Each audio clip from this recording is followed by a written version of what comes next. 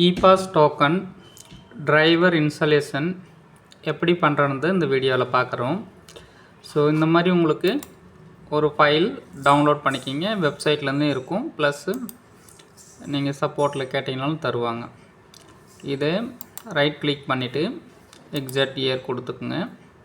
S கொடுத்தீங்கன்னா already இருக்குதுன்னு நினைக்கிறேன், அதனால் அப்படி வருது. ஸோ எக்ஸாக்ட் இயர் கொடுத்துட்டு எஸ் கொடுத்துட்டு இங்கே பார்த்தீங்கன்னா அந்த டிரைவர் இருக்கும். இங்கே பாருங்கள், இதுதான் சிம்பிள். இந்த மாதிரி சிம்பிள் உங்களுடைய டூல் பார் மெனுவில் இங்கே எங்கேயாவது இருக்குதான்னு பாருங்கள். இருந்ததுன்னா நீங்கள் திரும்ப இன்ஸ்டால் பண்ண வேண்டிய அவசியம் இல்லை.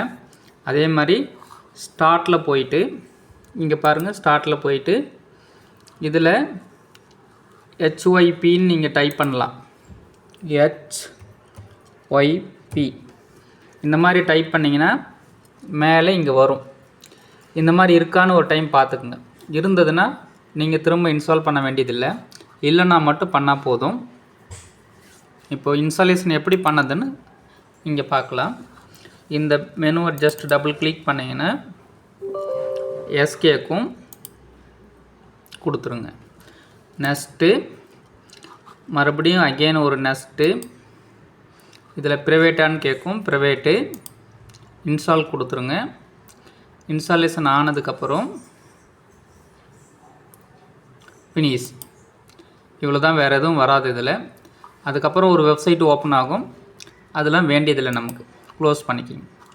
ஸோ இப்போ உங்களுடைய டோக்கன் இன்ஸ்டாலேஷன் ஆயிடுச்சு.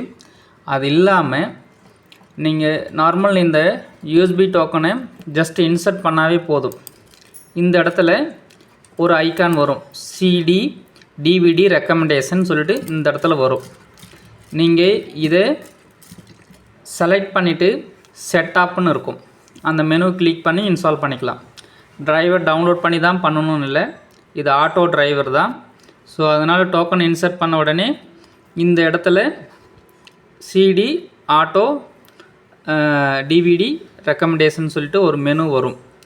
அந்த மெனு ஓப்பன் பண்ணிங்கன்னா செட்டப் ஃபைல்னு சொல்லிட்டு ரன் ஆஸ் அப்படின்னு சொல்லிட்டு ஒரு மெனு வரும்.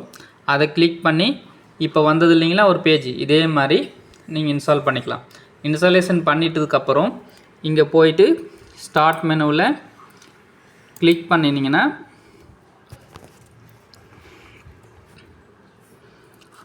லாகின் பட்டன் வரும். இந்த லாகின் பட்டனில் உங்களுடைய பாஸ்வேர்டு கொடுக்கணும். டோக்கன் இல்லாததுனால செலக்ட்னு கேட்குது. டோக்கன் இன்சர்ட் பண்ணியிருந்தீங்கன்னா லாகின் பட்டன் வரும். அதில் நாங்கள் ஆல்ரெடி பாஸ்வேர்டு கொடுத்துருப்போம், அந்த பாஸ்வேர்டு என்ட்ரி பண்ணால் போதும். இது தவிர வேறு எதுவும் உங்களுக்கு இதில் டோக்கனில் பண்ண வேண்டியதில்லை. எங்கள் சைடு நாங்கள் சர்டிஃபிகேட் போட்டு கொடுத்துருந்தோம்னா இதை மட்டும் நீங்கள் பண்ணால் போதும். ஆல்ரெடி இன்ஸ்டாலேஷன் பண்ணியிருக்கவங்களுக்கு இதுவும் வேண்டியதில்லை. லாகின் பட்டனில் டைரெக்டாக லாகின் பண்ணிக்கலாம். பண்ணாதவங்களுக்கு மட்டும்தான் இந்த டிரைவர் இன்ஸ்டால் பண்ணிவிட்டு யூஸ் பண்ணிக்கலாம் போதும்.